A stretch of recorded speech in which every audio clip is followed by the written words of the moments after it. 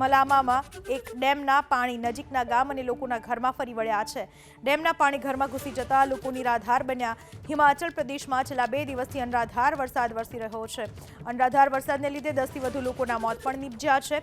NDRF અને એસડીઆરએફની 14 ટીમો યુદ્ધના ધોરણે રાહત અને બચાવની કામગીરીમાં લાગ્યા છે। જે લોકો આશિયાના વગરના થઈ ગયા છે એમને રાહત છાવણીમાં આશરો આપવામાં આવ્યો છે। તો આ તરફ ઉત્તરાખંડમાં મુશળધાર વરસાદે કહેર મચાવ્યો। જુદી જુદી ઘટનામાં 10થી વધુ લોકોના મોત થયા। મકાનો અને રસ્તાઓ તૂટી ગયા છે। ટિહરીમાં તિલકવાડા પુલ પણ ધોવાઈ ગયો। સ્થાનિક નદીઓમાં ઘોડાપૂરની સ્થિતિ સર્જાતા નીચાણવાળા વિસ્તારો જળમગ્ન થઈ ગયા। પથ્થરો પડવાથી 200થી વધુ પ્રવાસીઓ કેદારનાથ રૂટ ઉપર ફસાઈ ગયા છે।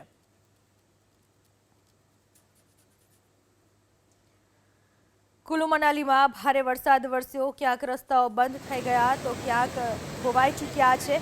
સમગ્ર જગ્યાએ પાણીનો પ્રકોપ જોવા મળી રહ્યો છે। હાલમાં બચાવ કામગીરી પૂરજોશમાં ચાલી રહી છે। વાદળ ફાટતા લોકોની મુશ્કેલી વધી ચૂકી છે। લોકો ઘરની બહાર ના નીકળે એ પણ પરિસ્થિતિ સર્જાઈ ચૂકી છે તો કેટલાક ઘરો પણ પાણીમાં તણાઈ ચૂક્યા છે।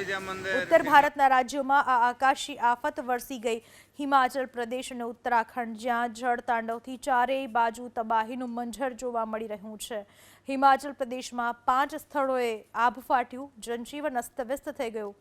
ક્યાંક ભૂસ્ખલનને લીધે 135થી વધુ રસ્તાઓ બંધ થઈ ગયા છે। તો હિમાચલ આનીના નિમંડ ઉપર 2 સ્થળોએ, કુલુના મલાણા મંડીના થલુટખોડ, લાહોલના જાલહમાં અને ચંબા જિલ્લામાં પણ વાદળ ફાટ્યું। ઠેર ઠેર તારાજીનું દ્રશ્ય જોવા મળ્યું। અનેક મકાન, સ્કૂલ્સ, હોસ્પિટલ્સ બધી જ જગ્યાએ ભારે નુકસાન થયું છે। વાદળ ફાટ્યા પછી 52થી વધુ લોકો હજુ પણ લાપતા છે। કેટલાય મકાનો તૂટી ગયા। વરસાદી તારાજીના કારણે સ્કૂલ્સ બંધ છે, કોલેજો બંધ છે। અનેક રસ્તાઓ તૂટી જતા નાના ગામડાઓ પણ સંપર્ક વિહોણા બની ચૂક્યા છે।